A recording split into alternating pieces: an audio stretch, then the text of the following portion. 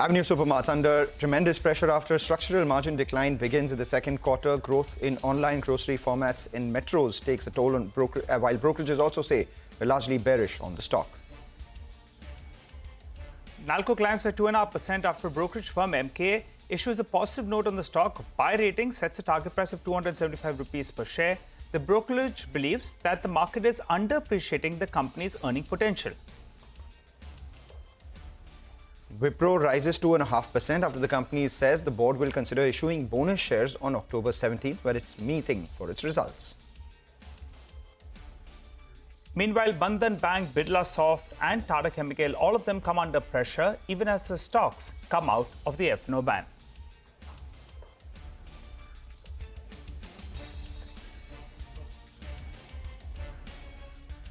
Hello and welcome to Chartbusters. I'm Nigel. With me is Mangalam as always, and we start off a new week with the markets doing quite well. The Nifty is higher. The Nifty bank has crossed that crucial 51,700 odd mark.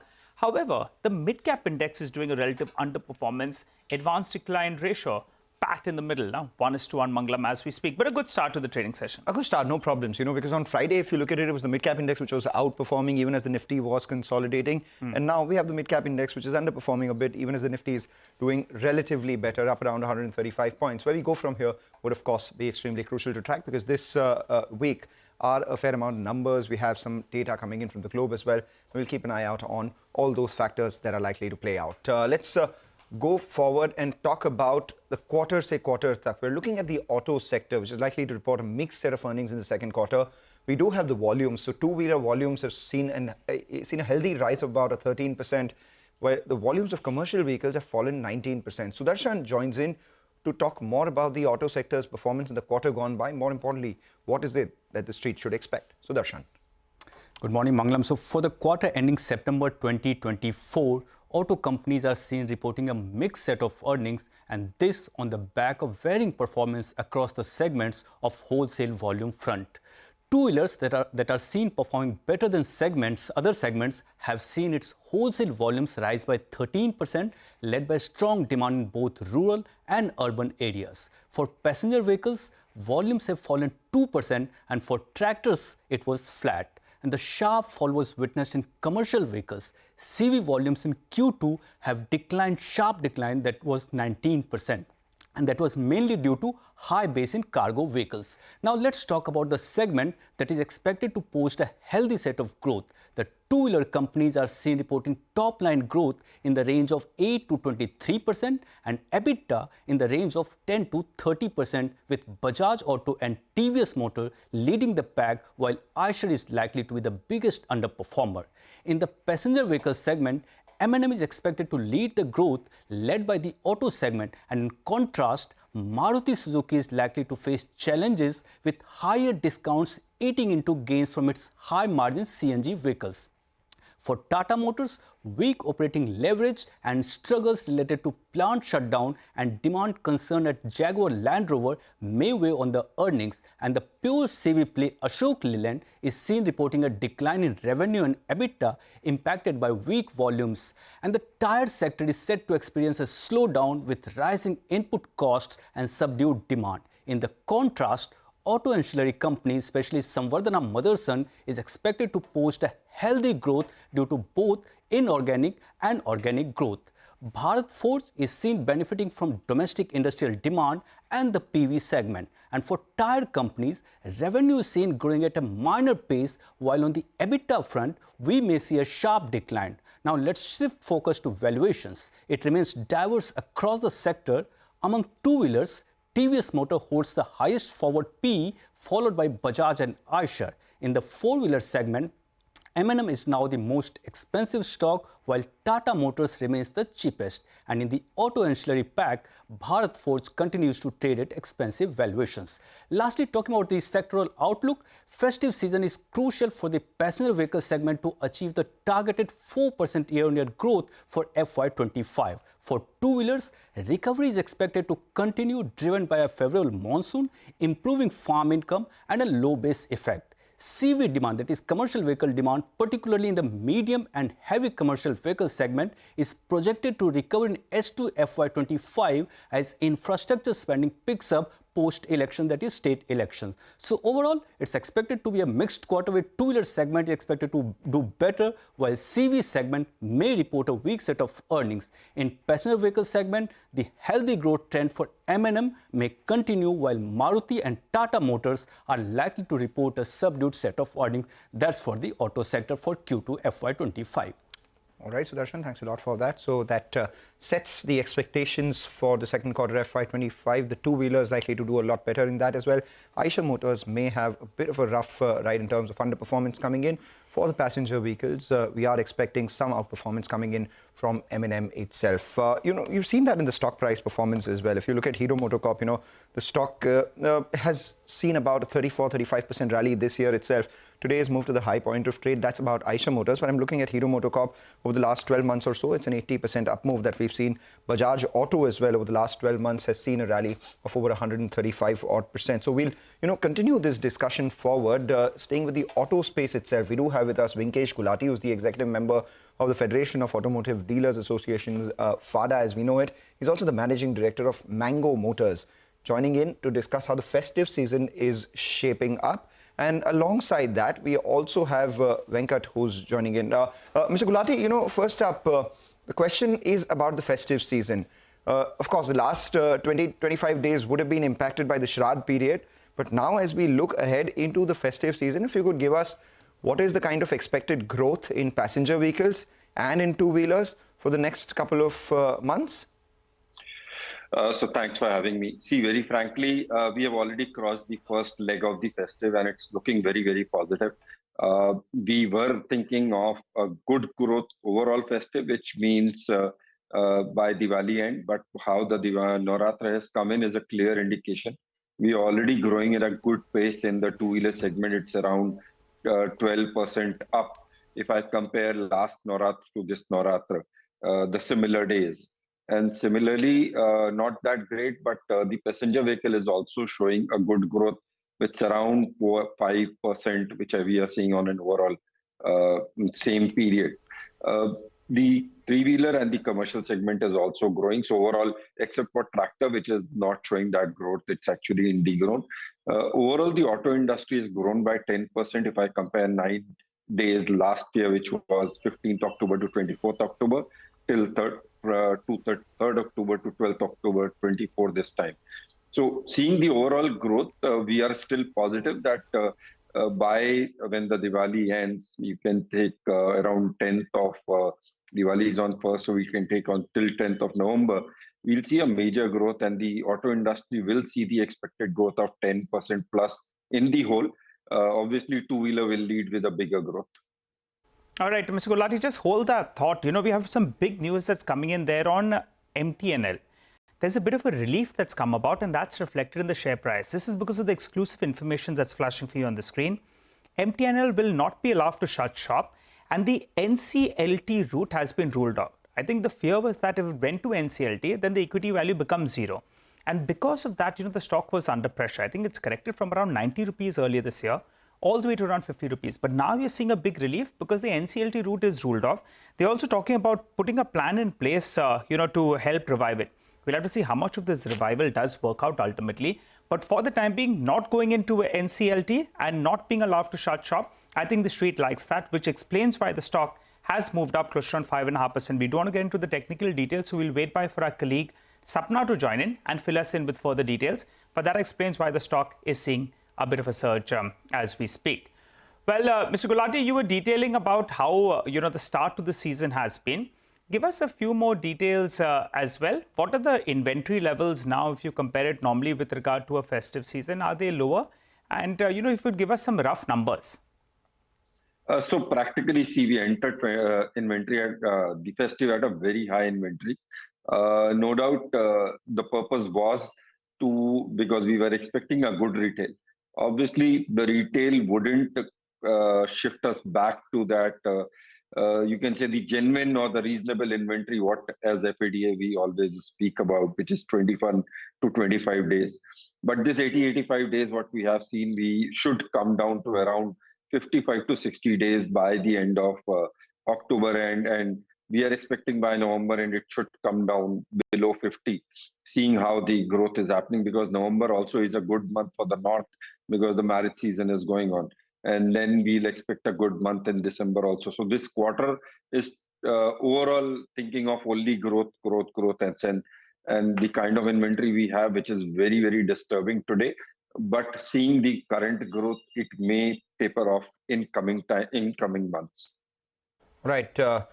Just hold on to that thought, Mr. Gulati. We also have Venkat Goli, who's the chairman, AP State FADA and managing director of Mango Motors, joining in. Mr. Goli, what exactly are the inventory levels that all the participants are sitting on right now? How does that compare to the last 12-month average, so to say?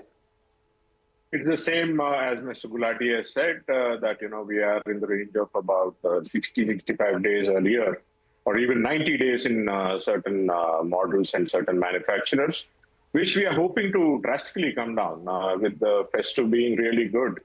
And the Navaratras, which is especially the most auspicious period, looks pretty positive. And as Mr. Gulati mentioned, it's about the two-wheelers actually taking up the positive sphere of sales. We are looking forward for a good festive. Okay, if you could give us some more insights, sir, if you could tell us at your dealership, Mr. Venkat, if you could give us a couple of brands where you're seeing increased traction, some kind of numbers in terms of growth heading into the festive season in comparison to last year. Some insights will be useful. Yeah, I deal with Hyundai on the four-wheeler side and Hero two-wheelers. So both look positive for us, in particular. And in Hyundai, you know that with the kind of good offers which they have rolled out this month, the festive schemes have really boosted up the demand, and we have a good traction for Exter, Creta, Venue, which are supposed to be the good volume churners for Hyundai.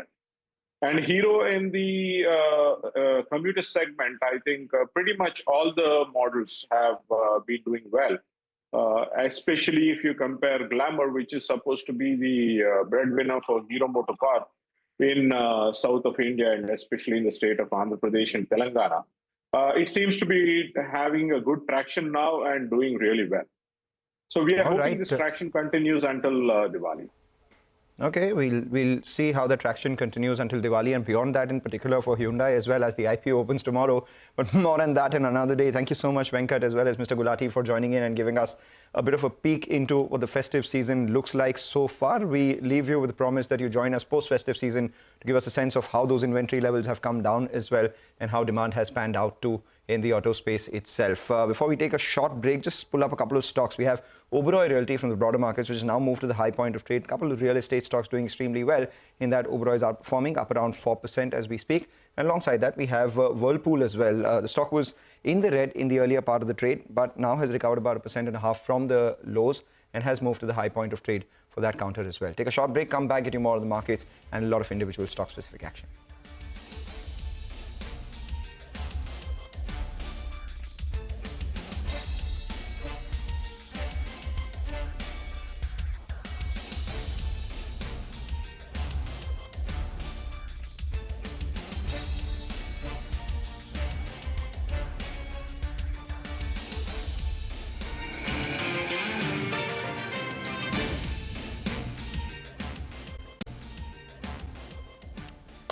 Well, periodically we do hear about the fate of MTNL, and now sources tell us that MTNL will not be allowed to shut shop. In fact, they would be aided with some of the funding, and that's exactly what has the stock spiked. Sapna Das, who broke that story earlier, joins us now with more details. Sapna, what exactly are you gathering?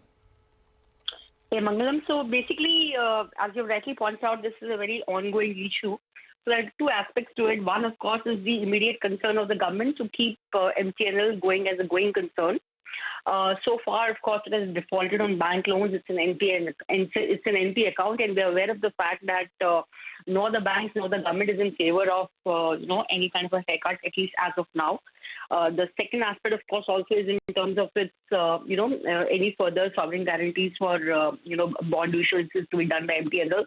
So at the moment, the principal amount is being guaranteed by the government, but they are not being able to pay the interest amount. So that's what they are going on asking from the GOI.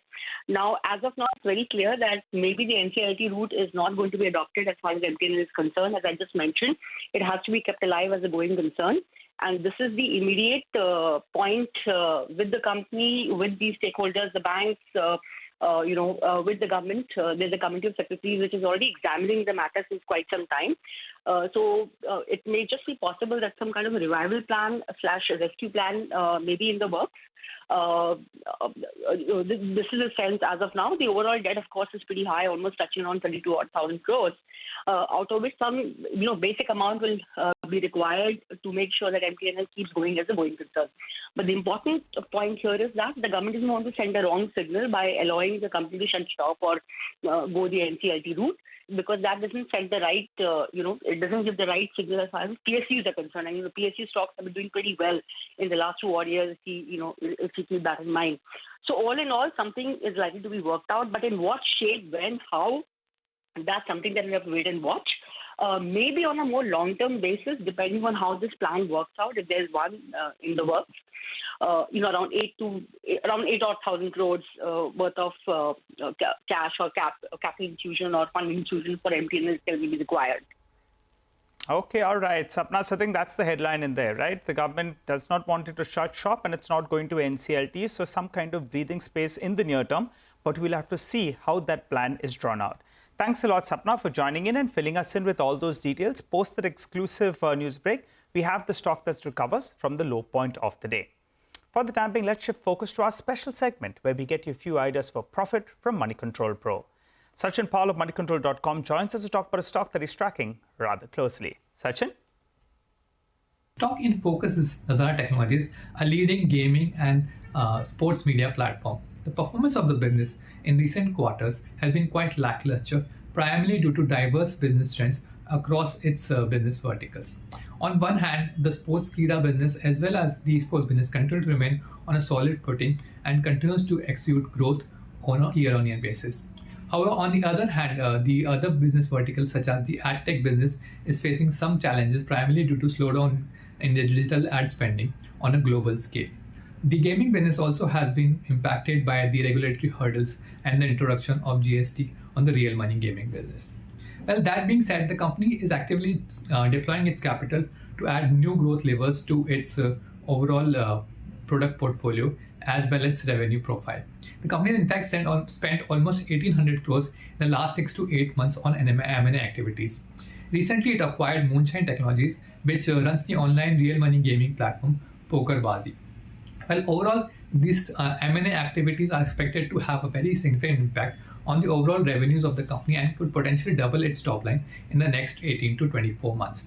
The margins, on the other hand, continue to remain under pressure for the timing. However, the cost synergies that could accrue from these acquisitions should play out from a medium-term standpoint. Well, the stock has had some run-up in the last few months and currently trades at around 3.5 times EV by sales. Investors with a long-term view can therefore look forward to accumulating stock on any pullback. Thanks a lot for that, Sachin. For the time being, we'll slip into a short break. You come back, we'll continue to focus on the markets as well as stock-specific action.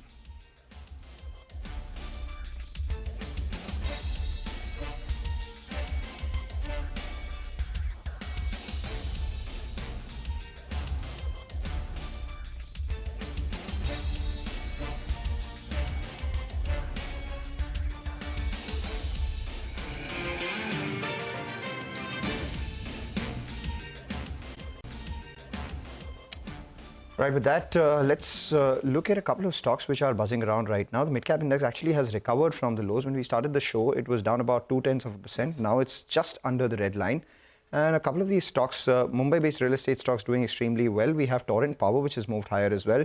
And Strides Pharma from the lows has seen a bit of recovery. We also have Trent, which continues to do well, Nigel. Well, that's right. And just take a look at Oberoi Realty. Yep. The stock is up close to 4.5%. It's been moving with good momentum. Another one is Bata as well, one of those big underperformers. It's at least moved into the green from now, but the follow-through is something that's been lacking on that counter.